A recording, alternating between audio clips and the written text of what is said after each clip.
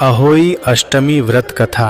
प्राचीन समय में एक साहूकार था जिसके 7 बेटे और 7 बहुएं थीं। साहूकार की एक बेटी भी थी जो दीपावली में ससुराल से मायके आई हुई थी। दीपावली पर घर को लीपने के लिए 7 बहुएं मिट्टी लाने जंगल में गईं तो ननद भी उनके साथ चली गई। साहूकार की बेटी जहां मिट्टी खोद रही थी उस स्थान पर स्याहू अपने बेटों से साथ रहती थी। मिट्टी खोदते हुए गलती से साहूकार की बेटी की खुरपी की चोट से स्याहू का एक बच्चा मर गया। स्याहू इस पर क्रोधित होकर बोली, अब मैं तुम्हारी कोख बांधूंगी। स्याहू के वचन सुनकर साहूकार की बेटी अपनी 7 भाभियों से एक एक कर विनती करने लगी कि वह उसके बदले अपनी कोख बंधवा लें। सबसे छोटी भाभी ने ननद के बदले अपनी कोख बंधवाने के लिए तैयार हो जाती है। इसके बाद छोटी भाभी के जो भी बच्चे होते हैं वे 7 दिन बाद मर जाते हैं। 7 पुत्रों की इस प्रकार मृत्यु होने के बाद उसने पंडित को बुलवाकर इसका कारण पूछा।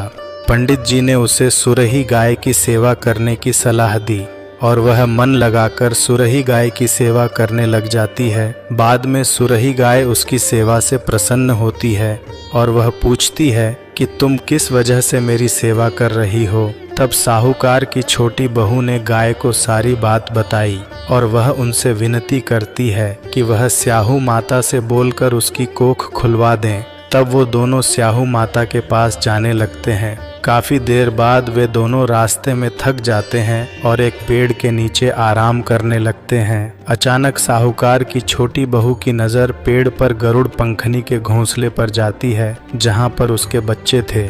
वह देखती है कि एक सांप गरुड़ पंखनी के बच्चे को डंसने जा रहा है तो वह उस सांप को मार देती है। इतने में गरुड़ पंखनी वहां आ जाती है और खून बिखरा हुआ देखकर उसे लगता है कि छोटी बहू ने उसके बच्चे को मार दिया है। इस पर वह छोटी बहू को चोंच से मारने लगती है। छोटी बहू इस पर कहती है कि उसने तो उसके बच्चों की जान बचाई है।